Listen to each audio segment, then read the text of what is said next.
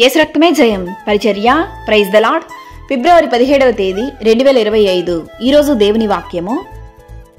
అప్పుడు యెహోవా వారికి భయపడకుము, నీ చేతికి వారిని అప్పగించి ఉన్నాను, వానిలో ఎవడనో నీ ఎదుట నిలువడని యెహోషువతో సెలవిచ్చెను. యెహోషువ 10వ అధ్యాయం 8వ వాక్యము.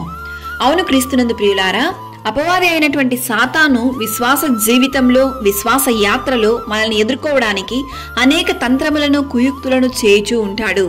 శత్రువు అయినటువంటి సాతాను అన్ని వైపులా మనులను తరుముచు నిందలను, అవమానములను, రోగములను, ఆర్థికపరమైన ఇబ్బందులను, లేమి, శోధనలు, ఇలా ఎన్ని విధాలుగా మనల్ని కృంగదీయగలడో అన్ని విధాలుగా తరుముచున్న సమయంలో యెహోషువతో దేవుడు చేసిన ఈ నిబంధనను జ్ఞాపకముంచుకొనుము. ఈ దినముల యందు ఎవరు నీ ఎదుట నిలువలేరని యెహోషువతో చెప్పిన దేవుడే ఈ దినాన ఈ వాక్యం ద్వారా నీతో మాట్లాడుతున్నాడు. కావున నీలో ఉన్నటువంటి దేవునికి నచ్చని ప్రతి కార్యములు, ప్రతి అలవాట్లను, ప్రతి పాపపు కార్యములను విడిచిపెట్టి దేవుని సన్నిధిలో నీ హృదయమును కుమ్మరించుము. వాగ్దానం చేయడం మాత్రమే కాదు, దేవుడు తగిన సమయంలో నీ జీవితంలో ప్రతి అవసరతలను తీర్చి నీకు అన్ని విధములైనటువంటి దీవెనలను అనుగ్రహించగలడు.